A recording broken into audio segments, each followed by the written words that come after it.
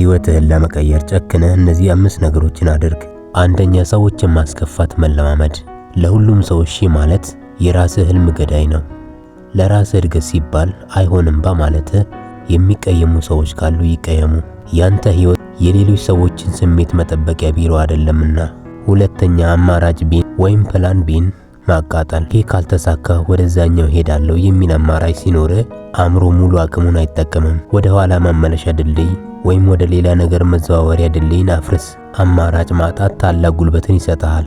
ምርጫ ማሸነፍ ወይም መጥፋት ሲሆን በእርግጠኝነት ታሸንፋለህ። ሶስተኛ፣ መሰላቸትን ውደድ።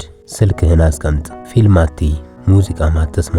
ዝም ብለህ ከአእምሮ ጋር ብቻ ተቀመጥ። አሁን ያለው ትውልድ ስኬታማ የማይሆነው መሰላቸትን ስለሚፈራ ነው። ታላላቅ ሐሳቦች የሚፈልቁት አእምሮ ከመረጃ ብዛት ርቆ ሲያርፍና ሲሰለቸው ብቻ ነው። አራተኛ፣ ለራስህ ያለህን ርህራሄ ግደል።